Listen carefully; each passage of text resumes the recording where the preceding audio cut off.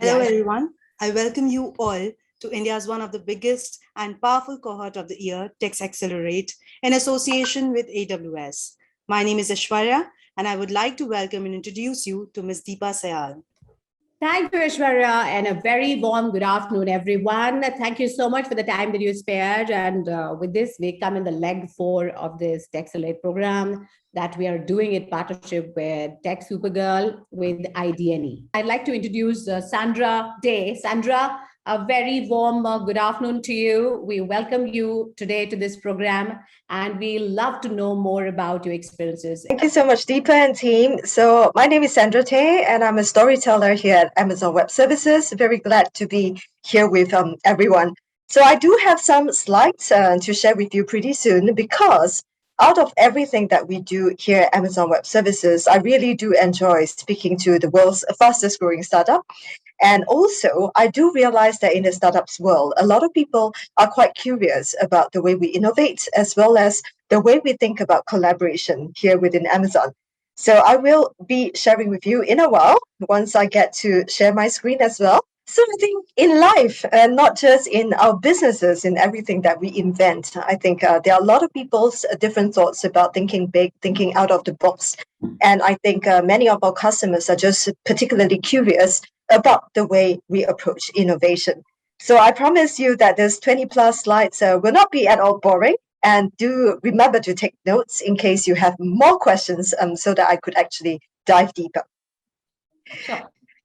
So here at Amazon, our mission statement is, I think, not totally surprise to many of you, is to be Earth's most customer-centric company in the world.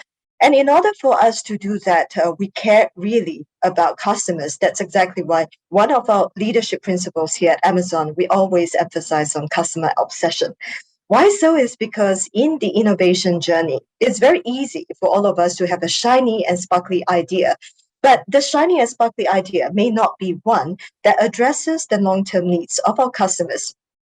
This is exactly why we always say that it's important to work with the customer in mind, the problem statement and the issues that you would love to engineer a solutions to, and then start working backwards on that. What do I exactly mean by this? I'll go on to explain as well. So Jeff Bezos is our founder as well as the executive chair of Amazon.com. And he always said that, be guided by one very simple statement. And that is that customers are always beautifully as well as wonderfully dissatisfied. They may or may not know you at the receiving end of the services as well as the products that you're offering. But at the same time, do be totally aware that they are probably still unhappy, and they are probably still expecting you to be able to deliver better upgrades as well as better services. It's just that, are you able to delight your customers really early by inventing with as well as on their behalf? I believe many in the audience are familiar with the multiple services as well as products that we have, one of which is Amazon, the e-commerce services. And these 2 years have been highly unusual. But we are very, very glad that our Amazon delivery services has been able to help out with, friends, families, and your loved ones from all around the world as well as within India. AWS is, of course, the world's leading cloud computing services, and I'm part of the team as well. Amazon devices like Echo, Alexa, as well as Amazon Kindle. Perhaps some of you are owners of these devices as well. Amazon Prime, which is also in terms of the Prime services, Prime Video, streaming content that has been keeping my own teenagers as well as some of your teenagers safely entertained in the comfort of their own home, keeping everyone safe. And that's also something that we do. And of course, I could go on to talk about Amazon Fresh as well as physical retail. The important thing that strings all of this together is not just about the different teams that are inventing and bringing this all together, but it's the very fact that we have continuously listened to the needs of our customers from all around the world, listening as well as paying attention to what could really be differentiated. What is it that they really need? Instead of just what is a new and fancy idea that I would like to come out with, and really addressing what exactly is needed out there. Right. Yes, so the whole mechanism of innovation and also how we think about innovation and the culture of building here at Amazon, as well as all across the different lines of business, including Amazon Web Services, is that we are fully aware that customers are always going to ask for something that is cheaper. They will ask for something with wider selection, as well as asking you to innovate on their behalf to make it more convenient for them. So it's very unlikely that, let's imagine 10 years from now, or even 20 years from now, very few customers or end users of your products and services would actually knock on your door and say, could you make it more expensive for me? Or could you make it less convenient for me? Okay, that doesn't make sense. That's exactly why, in fact, the actual model of innovation could actually be very, very simple. So there are 4 sections that we'll go through very speedily, because I do want to make sure that today it is a two-way interaction and it's not just a one-way presentation from my end. So just how do our company organize for innovation? We think about these 4 pillars greatly. And in fact, in every single day, in all of our conversations that we have within Amazon, we're always talking about our culture, we're talking about mechanisms, we're talking about the architecture of how we are actually able to build. And of course, we address what could be done within our own organization as well as our customers' organization. So I'll go through it one by one. And when we want to talk about culture, it's highly unlikely that any Amazonians who are speaking to you will not mention the 16 leadership principles. Well, I'm not going to go through all of the 16 leadership principles. In reality, there are a set of guidelines as well as standards. I would call them the Amazon's DNA, which all of us adhere to. So at every part of the innovation and invention journey, we think very carefully, which are the things that will allow us to entrust from the customers? Are we diving deep into the data, the CRM analytics that we are able to see? And are we really, truly customer obsessed in every step of the way? So one of the leadership principles that I really like very much is invent and simplify. Many times we are not limited by what is not invented here. And in everything that we do, we always say that, if you're inventing something that is going to be the first in India, first in Asia, or first in the world, expect that you may be misunderstood for long periods of time, because when you're truly inventing and not just creating a Me Too product that is copied and pasted from somewhere else, that requires a lot of customization as well as perfection throughout the whole process for you to get it right. So when we want to talk about the willingness to be misunderstood for a long time, I cannot not mention the Amazon Kindle stories. So books have been around since when, like the 14th century, and it actually took our team of inventors to carefully think about making an ebook. When Amazon first announced the whole time about not just opening up, the e-commerce bookstores as well as physical bookstores, and wanted to launch something that could actually hold the company back with inventory, many people expected Amazon to fail miserably. Why? This is because we are not known to actually keep electronics and also inventory of such a scale. And why exactly is an electronic book, in fact, really necessary when books have been around for a long time and no one has actually directly asked for it? But we know, because if you've got bookworms at home, like my own children, who goes to the library all the time, and they'll always be complaining that I can't pack enough books into the boot of the car and all of that. Everyone would know the convenience if you are able to pack hundreds of titles within a very lightweight device. That's exactly why, the picture on the left, which is something that you may not be as familiar with, is in fact the first generation of the Amazon Kindle. And there were a lot of talks about, how do you make sure that the charging cable, the extension cord is going to be long enough, because we all know the user behavior. People actually enjoy reading on the bed, for example. So how much is too long or too short for the cables? At the same time, it was still heavy as well as bulky. And how do you get it to be really paper thin to get all of the textures right when you're flipping the pages? So, of course, the Kindle is one thing that we have invented over time, and it became a huge success for Amazon, something that is quite iconically recognized as one of the invention. But at the same time, I will be very quick to point out that it didn't come easy, and a lot of different renditions as well as interpretations has to be done along the way. Another thing that was called Amazon's risky bet, and it was quite interesting that Business Week chose this image as well as this headlines to say that Now Jeff Bezos wants to run all of your business on the World Wide Web, and he should just mind his store. Amazon Web Services was then established back in 2006, which makes us only, in fact, a very young company, which is 15 years old, same age as my teenager. But since then, we've reduced prices by 107 times. So you can do your math. So 107 times divided by 15 years. So you can tell how fast we have, in fact, been innovating. Now there's, of course, more than 200 plus core services, and we are supporting millions of active customers every month, including some of the world's fastest growing startups. So very happy to be at this occasion speaking to so many of you from entrepreneurs as well as also founders of many, many startups. Another leadership principle that I would have to talk about is speed, bias for action. If you, like myself, grew up in Asia, I'm born and bred in Singapore, a lot of times our traditional Asian parents would actually say that don't go for something unless you have 100% of confidence. And yet, as a customer of AWS, more than 4 years ago, so when I was a customer of AWS, I've already heard this saying many times. And when I finally took the plunge and joined the organization 4 years and 2 months ago, it was very true that everyone here abided by one very simple principle. If you have 70% or so of the ingredients you need to build, go ahead. And no one would actually ask you to wait until you are 90% sure or 100% sure. Why so? Is because if you're playing things too safe, chances are you're just recycling some of the old ideas or taking an idea from a competitor and trying to just change the format of it a little bit for it to work better. And that isn't originality, and that isn't real invention. So one thing that we always ask ourselves, and I feel that, frankly speaking, this is also about risk-taking in life and not just about businesses.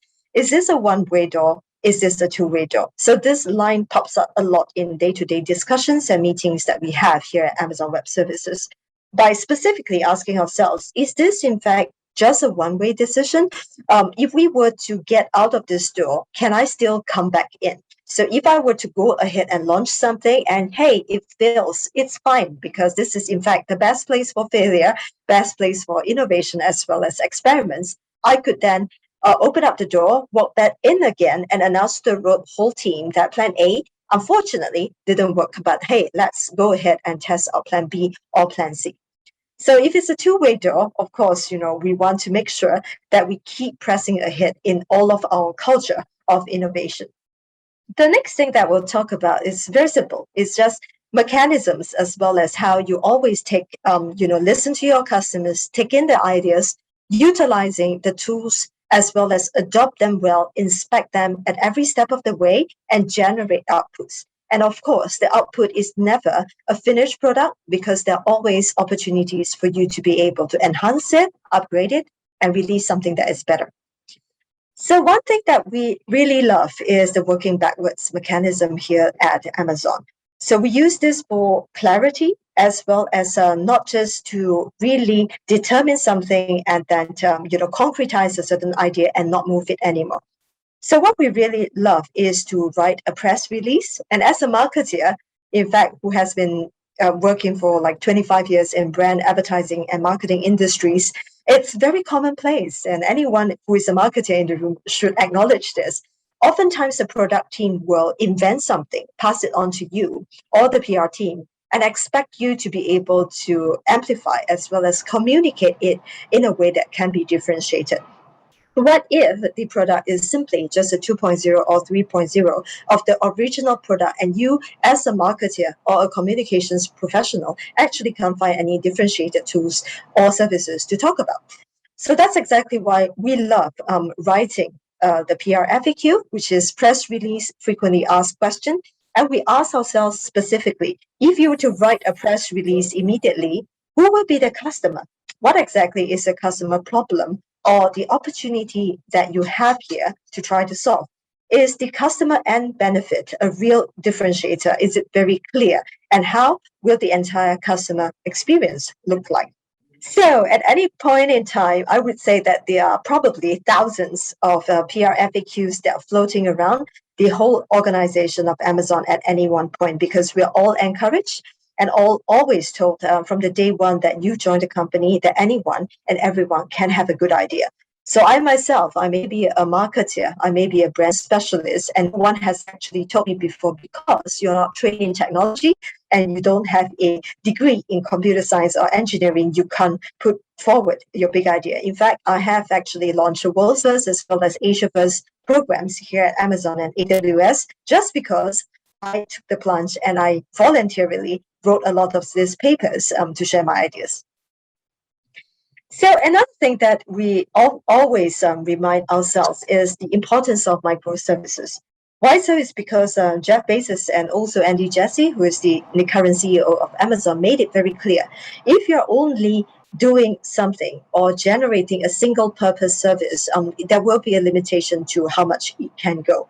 And if we're all here to invent for the future, not just within our own companies, but we are trying to empower the entire community of builders to build together, look carefully at what could be microservices, pay attention to connectivity, because the power of together is much stronger.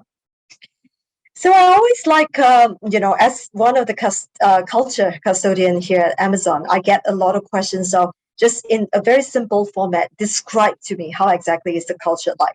And I always say that it's actually a self-service kitchen without any gatekeepers. We provide all the pots and pans and all the tools that any builder can build. So when any builder were to step into the pantry, it's fully stocked up. At the same time, there's no recipe. So there's no singular moment that you're actually defining how it will be to actually build, but you just provide the right tools, because all of us are waiting to be surprised with the outcome coming out from the kitchen as well as pantry. In fact, as a mother of two daughters, 16 and 11, I tell them that all the time. So always as a reminder to fellow parents like myself, you can provide the crayons as well as, digital tools for them to be able to create, to draw and all of that, but never dictate what will be the outcome on their canvas. So for the technical architecture that we have when we are working with, the world's leading enterprises as well as the fastest growing startups and also the public sector, we allow for instant experimentation, not just within our teams, but with everything, the 200 plus core services that we roll out. We want to make sure that our customers find it really easy to experiment, really cost efficient to experiment as well. And this, in case, will be able to lower their whole cost of failure, and also enables all of them to have a bias for action, which is very, very necessary to make sure they're staying ahead of the game instead of, again, doing something that could be potentially just a Me Too or a copycat product. And the very last point of it is not just an internal philosophy of hire and develop the best, but at the same time, when we talk to many of our startups customers, and I regularly speak to VCs, founders of many different companies, all the way from New Zealand up to Canada as well as Seattle. And we've always emphasized the importance of a two-pizza team. If you were to put two pizzas on the dining table, your entire team size should actually be able to dine as well as eat the pizzas and not go hungry. Why do we emphasize on a smaller team size and many of the small teams? Is because of the fact that we want to foster ownership, creativity, as well as autonomy. When you have just about the right team members within the team as well, everyone finds themselves able to lean in, as well as to be very honest about their opinions, whether or not they like the idea, do not appreciate the idea. When you have too large a team, the problem is that you aren't as nimble, you can't afford to go as agile. And that's exactly why when you're trying to reach and also establish some consensus, chances are you're going to slow down yourself. So in a lot of cases, a lot of our customers are pretty surprised that even here at Amazon, well, you must assume that we are pretty big an organization, but we have single-threaded leaders as well as very flat teams, which essentially means that we are a big company of many, many small startups. Why so? Is because we want to make sure that we hold ourselves accountable, and anybody who is actually part of the team owning the project is able to see it through and able to explain it from A to Z. Instead of saying that I've already done my part, I've passed it on, so I do not really know what happened to step 2 as well as step 3. And another favorite anecdote that I'd love to share is that failure and invention are inseparable twins. So in a lot of cases, and I think, presently within the audience as well, many of you have gone through this before. If you are so superbly certain that it's going to work, it is no longer an experiment. That's exactly why, we have to make sure that we stay inventive as well as stay very, very positive towards learning from failures. So here you go. Those are the 4 points that I have wrapped up. So what a beautiful session. I learned the following. I can speak on behalf of other ladies. Speed is important. Failures are important. 2 pizza teams. So those of you who think you made a team choti, I have a small team. I'll speak in English for Sandra. Those of you who think I have a small team, no problem. The 2 pizza team will stand you a good stead. And then she says, invent for the future, empower for the community, nimble team. And that is what I think these 6-7 things I took home today from her. What a beautiful presentation, Sandra. And I'm just curious, since I'm running, I'm the president for IWILindia, as everybody knows in the hall. I just want to ask you this. We at Tech Supergirl and IWILindia are looking at gender representation. When we say gender representation at the leadership level, at the co-founder level in startups, there's still to pick up pace, even in India, because we're sitting at only 14%.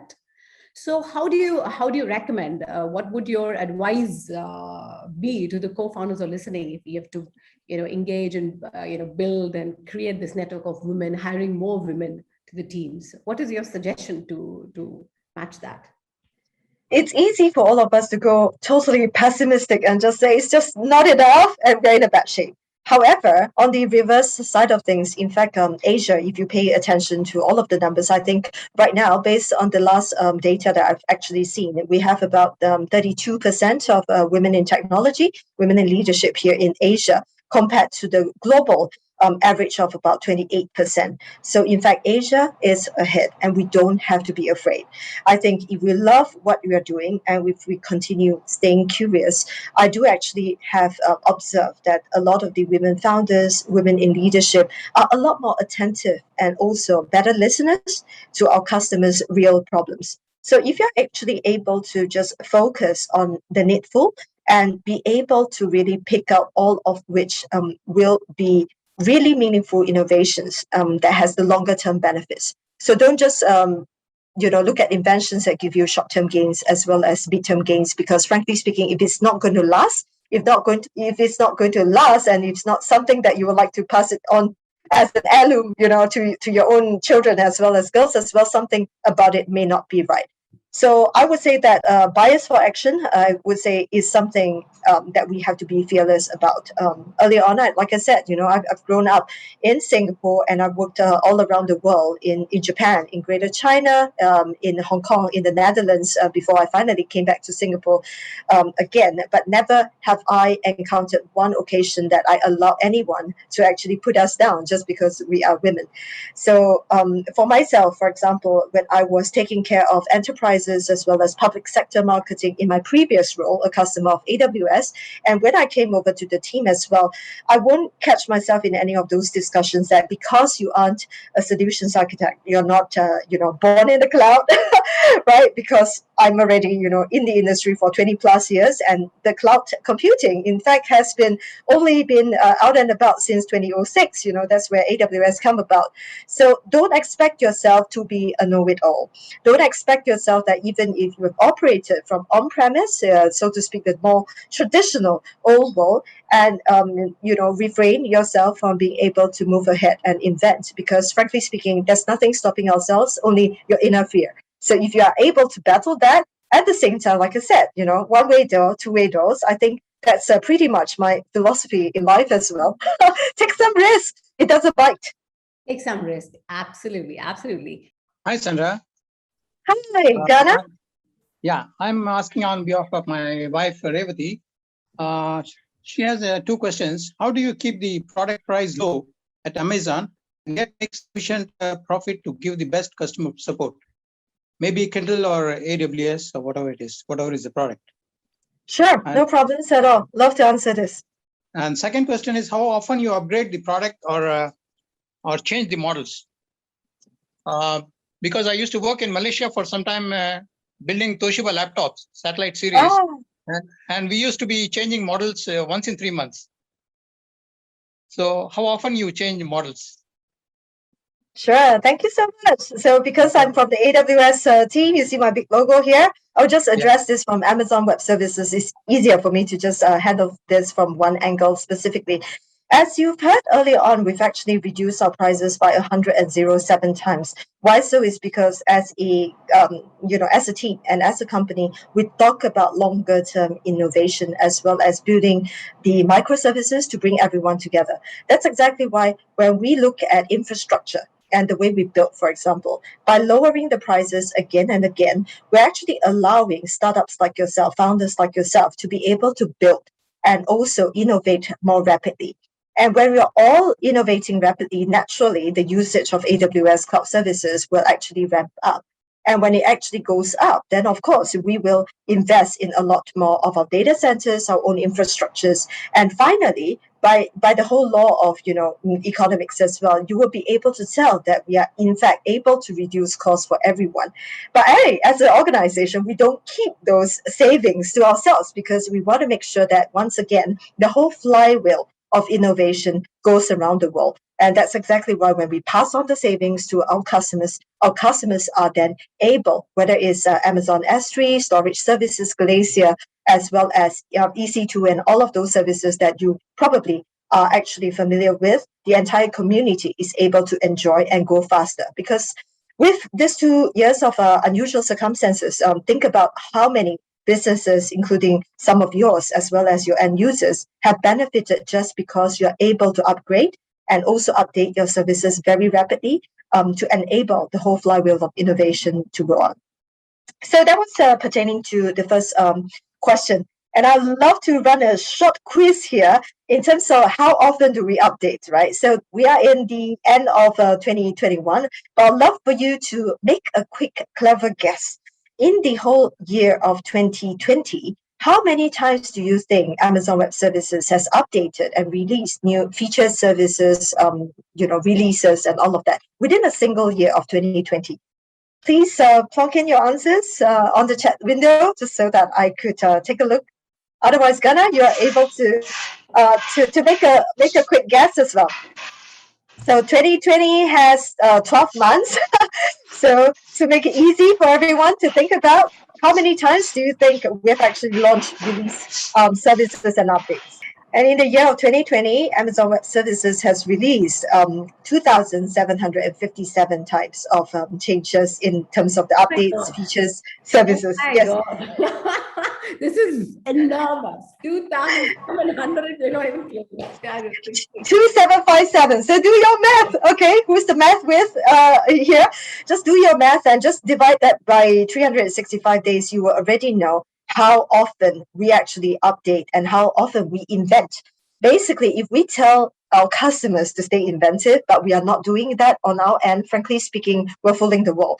So it's very important for all of us and also to all of you VC startups, founders, entrepreneurs who are working with us on a day-to-day basis as well, to not be afraid of risk-taking and to not be afraid to say that, hey, the previous release that I've actually done, I thought it was good enough, but now, come today, I realized that once again, my customers are wonderfully dissatisfied and not happy. That's exactly why I've reduced and also the prices and also release even more updates.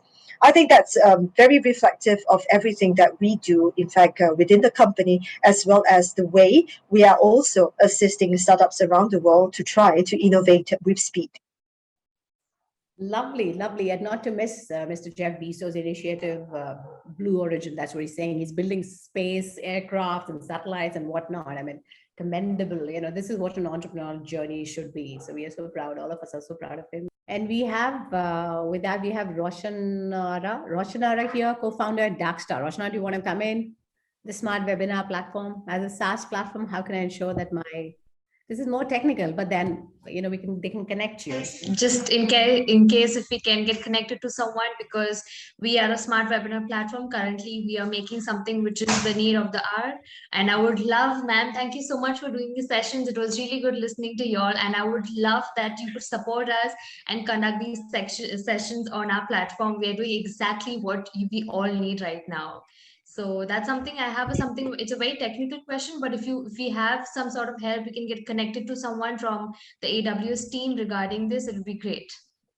Sure thing. And thanks so much, Roshanara, because I love my startups team in India, for example. And there are a lot of, my very capable and very competent and talented colleagues who would definitely love to help you out with that. So feel free to connect with me on LinkedIn, post this session as well. And I'll be able to connect you with the right folks to be able to guide you along this journey. Thank you. Thank you so much for sharing experience. It was great. Thank you so much. And thanks so much, everyone, for having me. Feel free to stay connected with me on social media as well. I'm pretty active on LinkedIn. So feel free at any point in time, if you've got additional questions as well, to reach out to me there. Thank you on behalf of all of us here, and a warm hello there in Singapore. Thank you so much. Take care. Stay safe, everyone. The next person, Aishwarya, you may like to nudge Vaishali. Vaishali Kasture. We'll do this. Vaishali's here. She's here. Vaishali, are you there? I hope you can see me. Yeah. Hi, Vaishali. How are you doing? A very warm good evening to you. Lovely, lovely to see you today. And we are so glad there are about 90 people in this hall who are listening to you. For those of you who don't know her, I'd like to introduce Vaishali Kasture. She's the head of Enterprise India and South Asia AWS. So Vaishali, we'd like to know more about your journey, like the journey of this journey, the beautiful journey that you've done. Then we'll be asking you questions. There are a lot of women founders who are listening to you. So we love to hear from you about your journey, that covers so many aspects for us to hear. Certainly. Thank you, Deepa, for having me here, and really excited to be doing this session today. Saturdays are good. I'm glad it's not on a weekday. We're all a lot more relaxed and hopefully not rushing back into meetings. So thank you so much for inviting me. And I was told by the organizers that I can pick a topic to talk about, and I was given a couple of options. And I picked the topic about, being a woman in the corporate world over the last 25 years. What's it been like for me?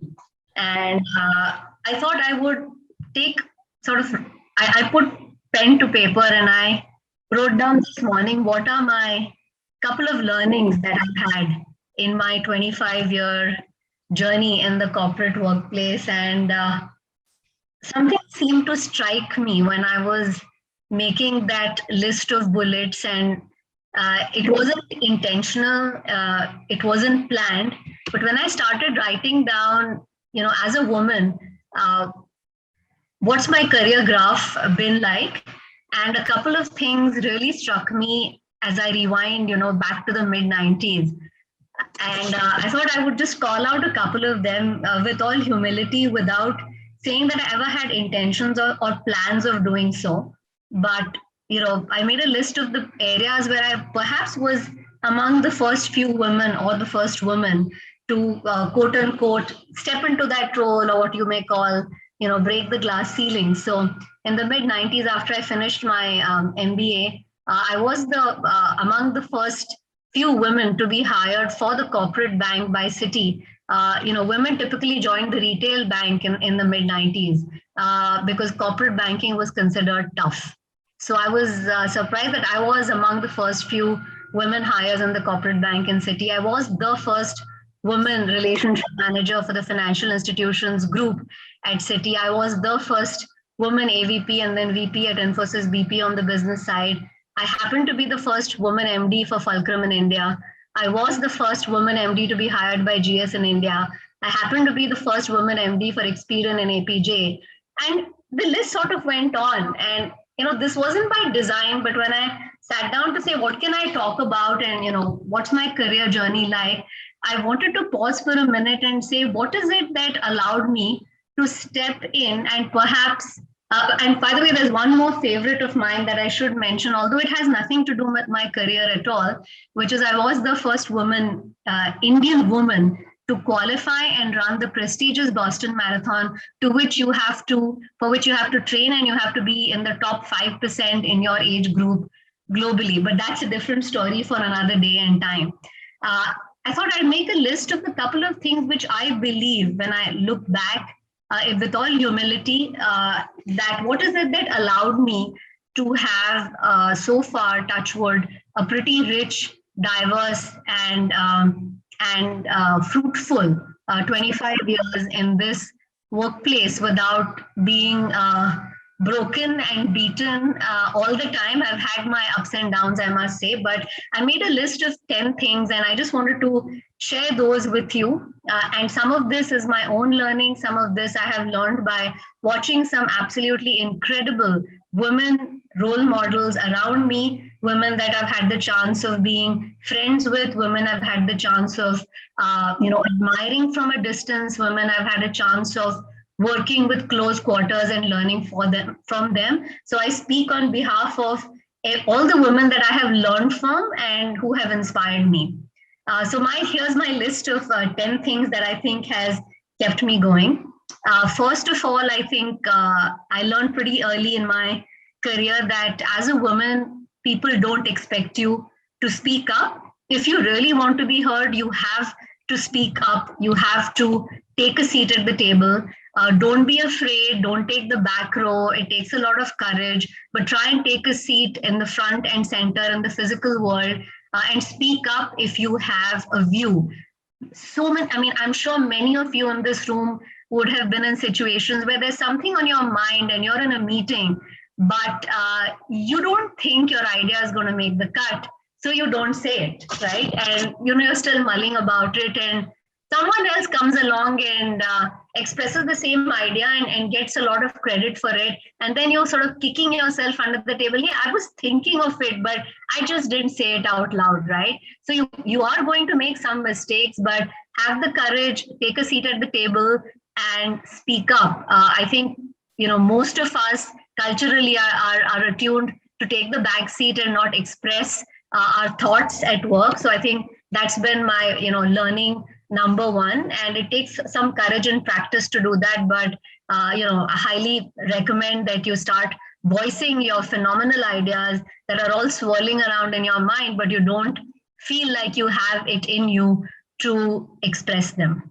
I think my second takeaway, and I think a lot of women feel the imposter syndrome, and you would be surprised that particularly for women, I've noticed women with 15, 20, 25 years experience, we still feel many a times that, hey, how did I land this role, or how am I in front of this audience? I don't think I have earned my right to be here in this role or in this job, or speaking to this audience. So popular mantra, fake it till you make it. You may believe that you haven't earned the right, and you may believe you have the imposter syndrome, but until you believe you have cracked it, just fake it till you make it. Practice a lot, whether it's preparing for a customer meeting, for a presentation, a conversation with your people who have funded you if you're a startup, or your super boss if you're in the corporate board, or whatever it may be. Women tend to typically rate themselves 60% of what their peers or their managers would rate them. So having a low view of your capabilities is very common. Whatever level you believe you're at, just multiply that by 40, 50%. That's your true worth. So fake it till you believe you can make it. The third piece that I learned along the way when I started my career, I don't think we had anything like a mentor, let alone a sponsor. And when I look back, I feel, the reason I was successful in a certain role or in a certain organization was I happened to have someone very senior who felt I had talent and, would invest their time in mentoring me and spending some time with me, guiding me as to what I can do better or what I'm doing well. And raising their hand to support me when it was time to take the next role or to, put my name up for a challenging role or a promotion. And when I look back, I realized that this just happened to me, but I think we can all learn and be more deliberate about who are your mentors and who are your sponsors and what do you expect from them. I think, a sponsor is a really powerful mechanism, I believe, and A sponsor is someone who has skin in the game, has a seat at the table, has the power to make things happen for you, and is invested in making you successful, whether it's someone who has given you funding, whether it's a customer, institutional investor, or someone if you're in the corporate world and someone in that realm. But mentors, I feel, are overrated. Sponsors is what we all really need to make a difference in our journeys. Be very deliberate, spend a lot of time, and invest in having a sponsor to help you navigate your journey, whether you're doing a startup or anything else. And I learned that the hard way, but I've been fortunate that at the right time I did have sponsors who raised their hands and helped support me in my career. I think the fourth piece I'd say is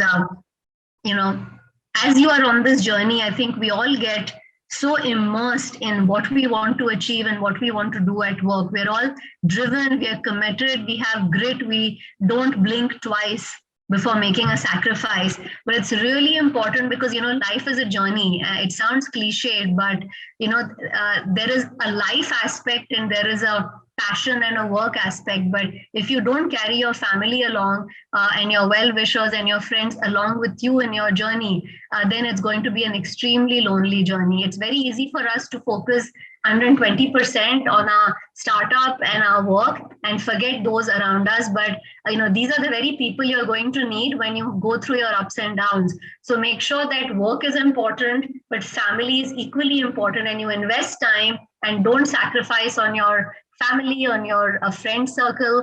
I'm not saying you need to have a huge network of friends, but you need to have some people very close to you, whether it's your girl gang, whether it's your parents, your spouse, your partner, a close circle, which will help to prop you up in your good times and in your bad. So don't make your journey as a founder really lonely. I don't think it's going to be worth it. You may have a wildly successful company, but very few friends. I don't think that's the life that we all want.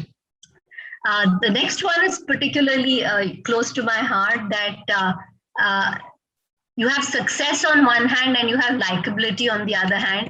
And in my opinion, when it comes to women, success and likability don't go hand in hand. Because when people look at a female leader, they have a certain stereotype in their mind. They expect a man to be tough. They expect a man to be ambitious. They expect a man to give hard feedback. But when it comes to women, the image that people have of women leaders is that women are nurturing, women are kind, women are soft, women are accommodative, women are not demanding, and which in my mind is a huge stereotype. And I love to quote this case. I don't know, many of you may have read it. It's a Harvard Business School case on Howard versus Heidi. You have the same resume of an individual, and two user groups are given the case study to study.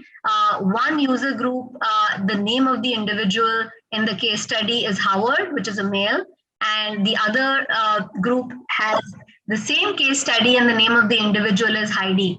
And at the end of reading the case study, you call the groups back and you ask the group which was reading the Howard case study to say, hey, do you like Howard? Would you like to work for him? And everybody's like, absolutely. I mean, he's so driven, hard hitting, so ambitious, so nonsensical. He doesn't take no for an answer. Whereas on the other hand, the people who read the case study of Heidi, which is exactly the same person, said, we would never work for Heidi. She's demanding, she's high maintenance, she's very vocal, she pushes people hard. So it just breaks the stereotypes that we have in our mind. So please don't link success and likability, particularly for women. I don't care whether everybody likes me or not. What is important for me is, am I doing the right thing? So this is not a popularity contest. We have a lot of gender stereotypes to break, but please don't mix success with likability, because unfortunately, and particularly in the case of the male and female gender divide, the more successful a man is, the more liked he is, but the more successful a woman is, the less liked she is, right? But there comes a certain stage in your career where I feel that the two then start converging. It may not happen very early, but it will eventually happen. Trust me on that. And my final and 10th point is having learned all this, and I keep telling myself what really got me here, who are the people who supported me, what made me I would say moderately successful in my last 25 years, because I had mentors, and then I had women who came before me who cleared the path for me. I mean, 50 years ago, it was a different workplace. 25 years ago, it was a different workplace. Today, it is a different workplace. So I always like to keep my door a little bit more open. When women come and ask me for advice, I try and make time for them, because I think I need to pay it forward. And this is my favorite quote. I say, which I read, and it really stayed with me. The quote is by US Secretary of State Madeleine Albright, that as you go through your journey in life as a female leader, keep this in mind, that there's a special place in hell for women who don't make the time to help other women. And I thank the women who came before me, who cleared the path for me and made it acceptable for women in the last 25 years to aspire, to have a vision, to be ambitious, to make a humble attempt to try and having it all. I feel it's my job that I may be the first to step into certain roles, but I certainly am not going to be the last woman. And my final piece of advice is, quoting Kamala Harris, I absolutely love this quote, and I have it written down at my desk, which is dream with ambition, lead with conviction, and look at yourself in a manner that others may not, simply because they have never seen it before. Thank you so much. Wow, I loved it, Vaishali. Like, मजा आया आपको सुन के यार. मैं normally ये अल्फाज ऐसे इस्तेमाल करती नहीं होते नॉन फॉर्मल. और जो मुझे सबसे अच्छी बात लगी जो आपने बोली, you said something beautiful, and that is the confusion I also have, is that sometimes between success and likability you have confusion. You're doing something beautifully, but people don't like you. But then if you choose success, to all those women who are listening, who are the same validation thing, sometimes coming in their question, we listen to Vaishali from experience, कि जरूरी नहीं कि लोग आपको like करें, but आप successful रहोगे क्योंकि आप अपने में बिलीव करते हो, believe in your own conviction to do things. So beautifully summarise Vaishali. मुझे एक सवाल पूछना है आपसे कि जो चीज है, sometimes you are expected to behave in some way, right? कि आपको ऐसा होना है और आपको क्या करना है, आप क्या करना चाहते हो, उसका अमालगमेशन कैसे करें? If many women in this hall, you're a wife, you're a mother, you're a sister, women play different roles, in our society, in India. How do we balance this? We are so subject to gender stereotypes, particularly in India. I think, the world is changing, but it's not changing fast enough. I was raised by, parents, and particularly a father who really believed in gender equality. I don't think he believed in it as much when he married my mother, but he started believing it a lot after I was born, because he wanted the world to be a better place as his daughter grew up. So the rules were different for my mother, but the rules were far more liberal for me, and I think my father's view of the world changed when I was born. And he, like I said, he wanted the world to be more gender equal because he had a daughter. And I think that gave me a lot of courage, because I was not raised with gender stereotypes. I was not raised by parents who believed that girls should behave in a certain way or girls should do X, Y, Z. It was left to me what kind of a future I wanted to adopt. They never put pressure on me to do anything. But when I saw my elder brother, he was very he was very ambitious. He was very hardworking, and I would draw upon that and try and chart my own path, trying to emulate him and trying to be like him. And my parents would never discriminate. If I said I wanted to buy something for my studies, or I wanted to buy a book which was not available in India, they would put an equal amount of fight as they would for my brother. And they would encourage me and give me an equal footing. So I think in my mind, I didn't have that stereotype, which is why I benefited. So I urge all of my friends, when when people approach me, and I have a lot of friends whose daughters are now entering college or entering the workforce, and now they realize that in their career in the last 20 years, things that they could have done better, or they can do better today at their workforce to create a more equal world and give equal opportunities. So I think as more and more women come into the workforce, and as we, as parents, as mentors, look at more women coming in, I think our expectations will become more neutral from our boys compared to our girls. And I have a son. I try to raise him in a gender neutral manner. I don't say this is for girls or this is for boys. And I encourage him to look at the world in a non-gender manner, so that expectations of boys and girls are the same and they are not different. So I think we can all start at home. That's very nice. Today is culture, and like you said, Vaishali, it's beautifully summed up. The imposter syndrome. Even you and me may have our doubts at times. That kya hum sahi kar rahe hain, the expectation that society has put. So I'd love you to talk about it. And also, I want to tell the ladies who listen to me today that there is a difference between being alone and being lonely. Aap akele to ekla chalo hai, the song is there, and you have to walk your own path. Don't be worried. That's what I love to say. But I'd love you to talk about, Vaishali, the imposter syndrome. There's a chat in the chat box that people are loving for you to talk about that. How would you want to motivate the women who are listening to us today or looking for validation? We will all feel, imposter syndrome is something that everybody goes through, right? I think I even read in Barack Obama's book that, when he won the elections and he took the center stage for the first time, he really asked himself, do I deserve to be here? Is this for real? And I feel that way all the time. I don't think it completely goes away, but unless you expose yourself again and again to that situation, you will not mentally pick up that you are worthy of the role. I haven't, I'm not a founder of a startup, but even in the corporate world, every time I have got promoted or every time I have gotten, an exciting role, I've always sort of had a moment where I felt that I don't think I am cut out to do this. About 6 months ago, I pivoted to a new role at AWS. And the first couple of months was really grueling because I kept questioning myself, have I earned the right to be here when everybody around me seemed to have the confidence that I can pull it off? It only comes with time, and the only thing I can say is be really good at what you do, which I'm sure all of you are. You wouldn't be here without it. I work exceptionally hard. I prepare really well, particularly for meetings, which I believe I perhaps cannot pull off. And I love to say this as well, that, you've got talent.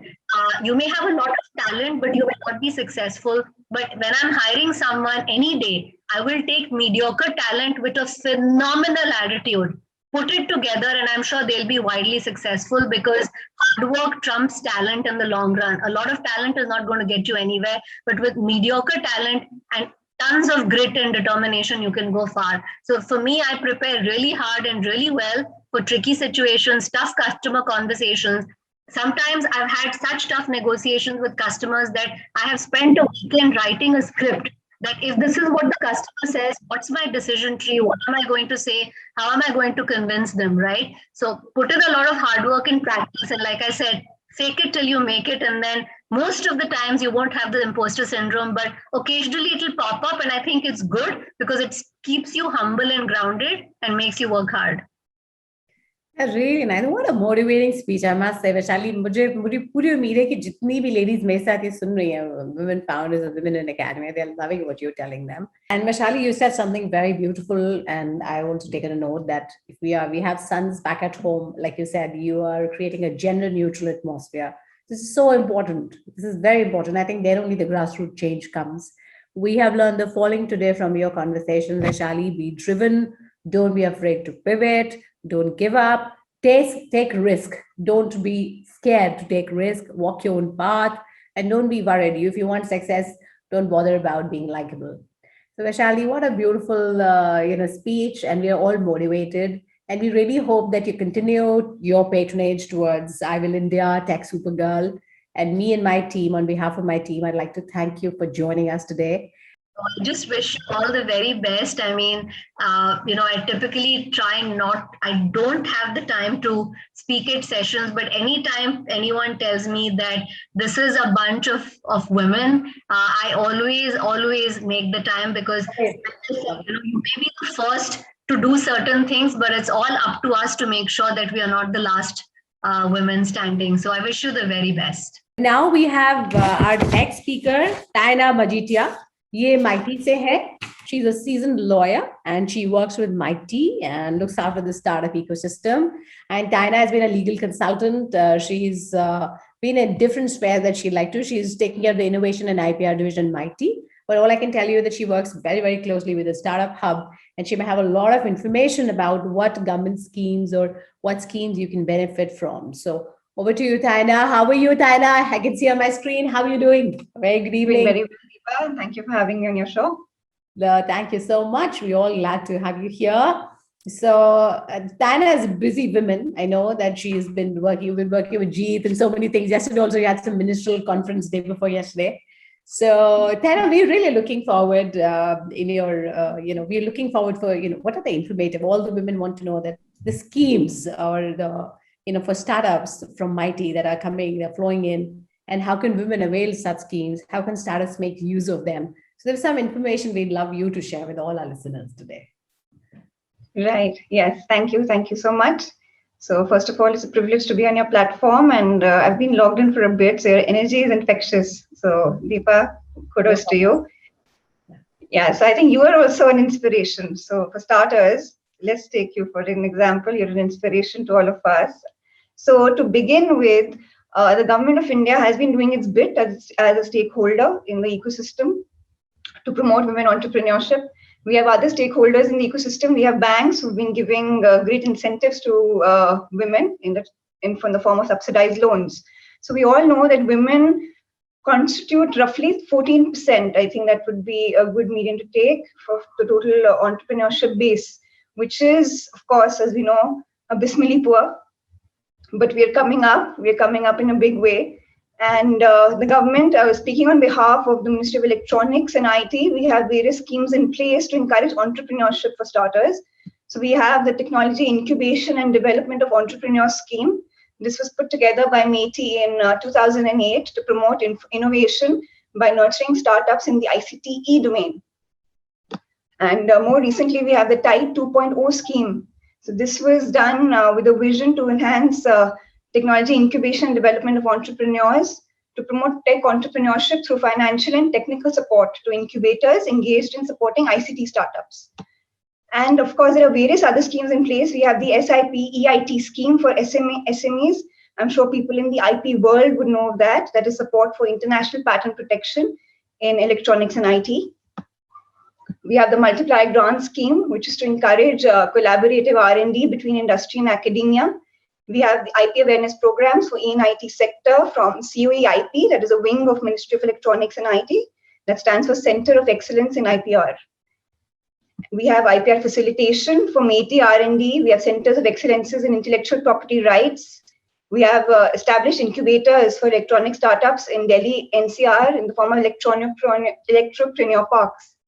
And we also have an electronics incubator in, say, for example, in Kerala, in Kochi, to encourage entrepreneurship. We have also set up an incubation center in the area of ESDM with the focus on medical electronics at IIT Patna. So these are a few initiatives that have been taken up by the Ministry of Electronics, to name a few, to encourage entrepreneurship. Now, focusing on women entrepreneurs, the government is doing its bit, of course. We have some initiatives that promote women entrepreneurship, noteworthy being Mahila Kor Yojana under MSME. This is to facilitate equipment to women entrepreneurs at a subsidized rate. We have trade-related entrepreneurship assistance and development under MSME again, that provides women with trade-related training, information and counseling, and grant of up to, I think, roughly about 30% of the total project cost. State governments are also doing their bit. So most of the state governments are today engaged in innovation and encouraging IPR and startups. to name noteworthy state government initiatives, we have the state government of Rajasthan. So in September 2018, the iStart program was launched under the state government flagship that reportedly had over 700 startups registered on its platform. And Rajasthan launched a startup policy in 2015. And it allocated, I think, roughly around 500 crores at that time for investments in early stage startups in the form of either equity or soft loans under the Techno Fund. And within this, the funds are allocated for women entrepreneurs to the tune of 100 crores. So this was a very noteworthy initiative on behalf of the state government of Rajasthan. Coming to, say, UP, the new UP Startup Policy 2020, which was just last year, had additional incentives and institutional support for women entrepreneurs. And the Ministry of Electronics and IT, to encourage, is also doing something known as Women Startup Entrepreneur Awards to honor and promote women entrepreneurship. And we hosted it physically last year. This year with the COVID, we haven't hosted it physically. So this is something that the government is doing its bit to promote entrepreneurship. Speaking on behalf of MeitY Startup Hub, which has been established as a national platform to promote, streamline, enhance, and boost the tech startup ecosystem in the country. So focusing on women-led women entrepreneurs, we've hosted webinars where we've upskilled and educated our women entrepreneurs on different facets of technology, innovation, and entrepreneurship. And of course, in the market, there are so many platforms doing that also, apart from us encouraging women entrepreneurship and giving incentives to women entrepreneurs. We have platforms like Her Story. We have platforms like She Rose. We have platforms like She the Women. And of course, you also come into the picture. So we are all in an ecosystem where we are together moving towards the same common goal. Yeah, Taida and IWILindia. Yes. I thought I'll add IWILindia also. So yes, you have Shiro's, you have Her Story, and then you have IWILindia and Tech Supergirl also. I'm dropping you, so sorry. Please go on. Yeah, so I'd like to quote, I heard Vishali briefly, and it was very inspiring to hear her. And I'm also a voracious reader. So to do my bit, I'd like to quote Hillary Clinton, former US Secretary of State, where she had said that women are actually the most untapped reservoir of talent in the world. And I think this is so true, because women are largely perceived today, which I think we've broken glass ceilings, and largely perceived today as more resilient, with larger determination, diligence, and most likely endowed with a natural talent to grow, nurture, and to lead. So this is something that not women of today, women of yesterday have already done. So I think my parting words would be that women have already broken glass ceilings here and there. We are done with it, and hope to see an entrepreneurial world where the word gender never comes up. Once an entrepreneur, always an entrepreneur. The market should be ready that you are equally invested as your other counterpart in entrepreneurship, battling the same challenges, and you are prepared for the arduous journey that awaits you. Wonderful. What good. Beautiful, Taina. So we heard you, and you have shared scheme today for UP and Rajasthan. There's someone asking, Sarika says, what scheme for UP? So could you just, any ideas or any document in case that you can share with all of us so that these guys can, use Right. that? No, I could do that. I'll request you, Tarika, you said, to write to me for certain more specifics, for more detailed information. I'll be happy to answer through your platform in terms of documentation or email. So even for MeitY Startup Hub, we were established as a platform in 2019 under the aegis of Ministry of Electronics and IT. We were launched, officially by the former Union Minister, Mr. Ravi Shankar Prasad, in October 2019. So a 2-year journey plus for us, and we have partnerships with we have corporate partnerships with this AWS, with the likes of Paytm, and we are doing our bit not just to upskill entrepreneurs in the urban sectors, but also in tier 2 and tier 3. And basically our whole motive is to have grassroots level impact to ensure a more inclusive development of entrepreneurs. And women are, of course, a very important player in the ecosystem as women entrepreneurs. So they are definitely not excluded. They're within the purview, and we will be doing more in the times to come for them. Wonderful. So we are happy to have you here. In the future, we'd love you to continue your patronage with us. But thank you so much for sparing your time, Taina. And we'll be getting back to you on this. Thank you. Just concluding note. So for all the women out there, I'll quote Jeffrey Archer. And Jeffrey Archer said that if you're hardworking and not intelligent, you're a prince. If you're both, you're a king. But if you're intelligent and not hardworking, you're a pauper. So go out there and capture the world, set your stars to the wagon, and zenith shall be yours. Thank you, Deepa. Thank you so much, Anna. We loved it. Thanks a lot for sparing your time.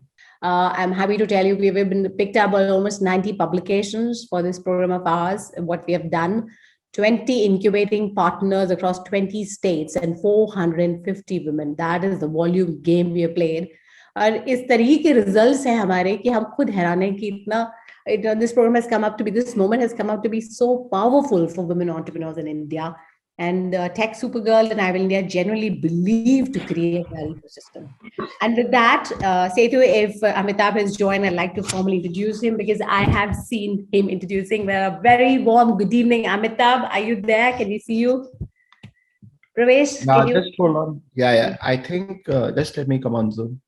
Hey, good evening to all of you. Yeah.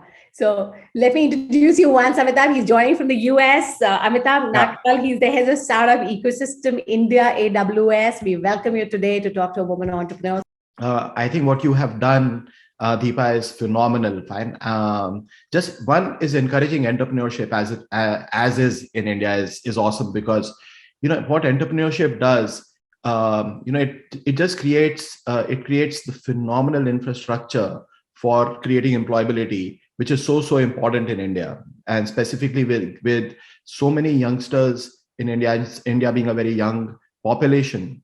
Okay. And secondly, if we can get the distinguished panelists that you've got, the mentors that you've got, it's very contagious when you listen to them. You feel that you can be one of them as they become as they have shown the pathway. And as if you just extrapolate this over the next few years, I'm very sure we'll have many companies that will be started by women entrepreneurs, and we'll set a very new wave for entrepreneurship. Thanks for having me here, and congratulations for this event. That means a lot, Amitabh. Thank you so much. This has been one hell of an experience for us. And we were surprised alongside this journey how many women are making pivotal roles, building pivotal projects in sunrise industries like IoT, blockchain, health tech, edutech, e-commerce, solar. We have had women from different stratosphere in the country. And we are so thankful for AWS to partner this endeavor with us. And we are hoping that many more will continue in the coming time, in a couple of years. Times to come. So that is my thought with you. And if there's anybody has a question, they're more than welcome to ask.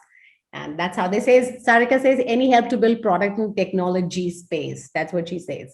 So if they want to connect with the team, how do you think they can? If they want to, should we onboard them? That is what they're asking. Sure. So I'll just give you, briefly what we do and what the AWS Startup Program Initiative is. Fine. So if you broadly look at, over the last many years, fine. And I've been an entrepreneur from actually from the early 2000s or the 90s, late 90s, fine. And at that point of time, if you wanted to do a startup, a product and a tech startup, you had to actually take a ton of money, fine, $3, $4, $5 million, and actually build and buy the hardware, buy the infrastructure and build it. Today, what has happened is, it has become the cost of innovation fundamentally has gone down. You are able to buy compute at such a cheap price and test your product. And startups are all about product innovation, experimenting with your idea, trying to just connect dots and get your product market fit out. Fine. And for that, what you need is an ability to be elastic, ability to just buy what you need, and cloud enables that. And AWS over the last few years has added multiple services on AI/ML, IoT, robotics, space, as opportunities have created and different sectors and different industries start getting impacted by technology. You see a lot of services adding, and what these services do is they actually enable the entrepreneurship to build on top of that. So your product time to test out dramatically reduces. And given we have that, we actually have a flagship program which is called AWS Activate. The AWS Activate is a very inclusive program, and we want entrepreneurship to be very, very inclusive. The day you think about that you want to do a startup, you apply to us. We will enroll you, onboard you into that program. As a part of that onboard program, you will get credits.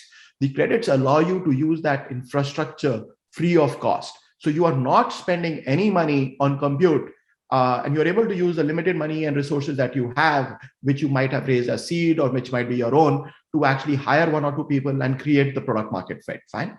And even here, we enable you to actually reach out to our system architects and get the solutions help that you are able to leverage technology help from AWS, and are able to kind of build the initial blueprint of technology yourself. And as you scale and as you raise more capital, we partner with the startup in enabling more mentorship sessions. We also enable go-to-market help. We've got an AWS marketplace. If you're an infrastructure company, you can actually list your product there. It enables sales to you. You get more credits. So it's a true partnership. There are startups like Zomato that have been with us from day 0 to the time that they've gone global. International and even international startups like Airbnb have been partnered with us from the time of inception. So our playbook is very simple. Supporting startups in their journey and enabling them to grow on AWS. Right? And as I said, we want to make entrepreneurship very inclusive. Hence, this whole program on diversity is a huge important initiative for us. It's actually a global strategic initiative where a lot of our leaders and are actually really getting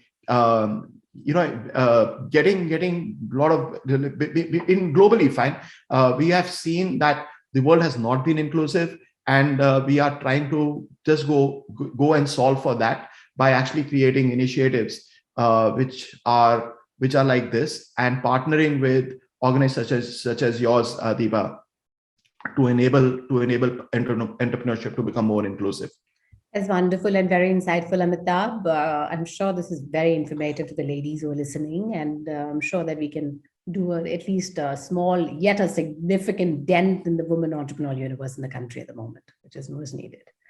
Yeah, and that is the reason. See, what we did is we worked backwards from where we saw the problem, fine, and we enabled and said, let's get inspirational speakers. So if you look at the speakers, fine, we were able to add very senior executives like Sandra and Wani from AWS. We got entrepreneurs from like Samir Nigam. We got Samir Nigam, and even Upasana, actually from people who had actually built these startups. And some people who've gone through raising capital and exit, like what Malika has done. And then we added all these into very structured sessions, and that you get knowledge as well as you are able to then ask questions. Fine. And honestly, entrepreneurship can be taught. And the entrepreneurship DNA exists in India just because of the fight that all of us go through in India. Fine. And if we can take our aspirations and this fight and the hunger that we have and put that into hard work and a structural structural training that we can get from people who've done it, I just think that we are at a very tipping point of global entrepreneurship from everybody in India. And I think specifically women leaders are going to just pave the way for the next 10 years. And it's going to be really, really inspiring. That's beautifully said, Amitabh. So, so lovely to have you. Aapka time zone, like my daughter's in the US, so I understand this, that you are in the middle of a midnight there, right? But thank you for joining us today. And on behalf of everyone, I'll be closing the session shortly in the next 5 minutes, but thank you so much, Amitabh, for joining us today. Thanks a lot for having me, and all the best to everybody here. Thanks a lot. Very much. Thank you very much. Thank you. और मुझे बहुत मजा आया इस programme को coordinate करने में. हमने बहुत मेहनत करी. I can tell you, Aishwarya, मैं, Pravesh, Prateek, Degi, Rohit, Akanksha, what the list goes on, 7-8 people, even ADG team. So मजे की बात ये थी, सबसे बड़ा हमारे लिए काम था 450 लेडीज को इकट्ठा जो हमने इंडिया के थ्रू आउट सिटीज से करा. वो बहुत मजेदार था. उसको 2.5 महीना कम से कम लगा. उसके अलावा हमारा अपना एक यूनिवर्स है लेडीज का, उनके साथ बात करना. सो ये था. और अब अगला जो है सफर हम शुरू करेंगे वो करेंगे टेक सुपरगर्ल क्लब का. पर एक वायदा आपसे है कि ये जो सफर होने वाला है, this is going to be a very very powerful one, full of quality, full of influencers. That's one. And the second is we're going to be the front runners. जब बात आती है women ecosystem की और benefits की, perks की, तो सबसे पहले हॉल में हाथ हम उठाने वाले हैं कि भाई हमें what are the, although as a woman entrepreneur we should not be asking for perks. Now that's very what is the right word? That's not the right way to talk about it. But yes, if they're talking about schemes for entrepreneurs, we are going to be the first in the hall to ask voices, go and ask questions. This is one. We are onboarding about 50 startups, onboarded for those $5,000 credits that we talked about as we promised. Now we are, of course, we are an accelerator. So we keep that promise. By Monday or Tuesday or maximum Wednesday, you get that. इसके अलावा जो है, जैसे मैंने आपको बताया, take Supergirl club में March 8 को हम लोग बहुत अच्छा प्रोग्राम फेस टू फेस रखना चाह रहे हैं. अगर ये वायरस जो नया वेरिएंट आया है, अगर ये ज्यादा डेट्रीमेंटल नहीं है, तो इंशाल्लाह ये प्रोग्राम हम दिल्ली में करेंगे. बहुत face to face programme. It's going to be fun, I can promise you. और बाय चांस कुछ 19-20 हुआ तो इसको हाइब्रिड फॉर्मेट में करेंगे. Half of them from Delhi and others joining from the country. Anybody wants to say something about the program? But we can move on to Sarika. Sarika is also raising the hand. Sarika, please speak up. Thank you. Yeah, thank you so much for giving this opportunity. Deepa, it was a wonderful session and you were amazing. Dr. Pallavi, please tell me. Yes, hi. There's no background noise today. So I just really wanted to thank you for bringing so many women together. And truly, the sessions that we had were curated quite well, I would say, because there were people who faced similar challenges that we are facing or have faced in the past. So it was very easy to relate to them. And I love that, even now we have 74 participants on this call. And it's good to know that there are so many women who are on this journey with me. It just kind of makes you feel a little less not alone. You're not. So this is what I'm going to say. So I turned entrepreneur in 2008. At that time, itna fluff nahi tha jitna desh mein ab entrepreneurship ke liye jazba aa gaya. But this journey is alone. But don't worry. That's why we are here. That you're not alone. We are a club. We should be a family. Technically, we should all be a family. We should have. And the point is ki self promotion अच्छी बात है. But point है कि हम एक दूसरे के लिए क्या कर सकते हैं? How can we? Many of us are looking for support. So assume करिए कि मेरा चैलेंज टेक्नोलॉजी है या फंडिंग है और कोई है जो मैं आपके साथ कनेक्ट कर सकती हूँ, या आप में से कोई टेक्नोलॉजी में बहुत अच्छा, मार्केटिंग में अच्छा नहीं है. So that is where I can stage. So point is एक दूसरे को लेवरेज करके आगे बढ़ेंगे तो बहुत अच्छा करेंगे. We have to learn from the Israeli ecosystem. They are such a small country. And I just read yesterday in the Economic Times, they're putting spywares in the US. I shouldn't be saying this on this platform. But so what I'm trying to say is this technology is so advanced in that small country because the entrepreneurship ecosystem has together, they have connected together the dots. So we should do that as women in the country from different cities. So, thank you so much. Yeah, thanks, Dr. Pallavi. So some names मेरे भी मंगब हो गए. So अगली बार हम बुलाएंगे आपको, भाई आ रहे हो या नहीं आ रहे हो? 8th of March को you have to be with us. And then what else? Who else? Anybody else? Yeah, we have Sakshi Rastogi. Yes, Sakshi, please.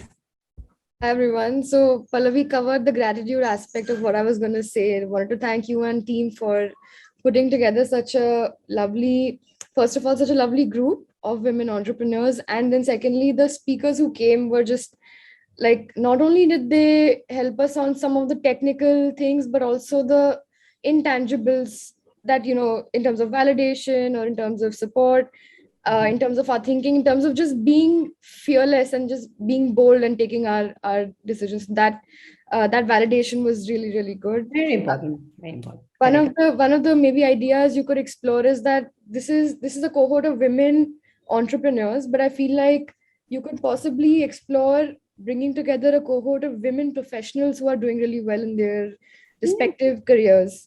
Absolutely. So eventually going forward, I see this platform as being, India's largest women, working women's forum, whether it's in entrepreneurship or in professionals.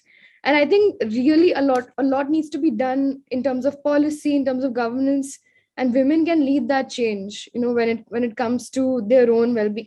So many decision making in the country just happens where men are dominating the decisions.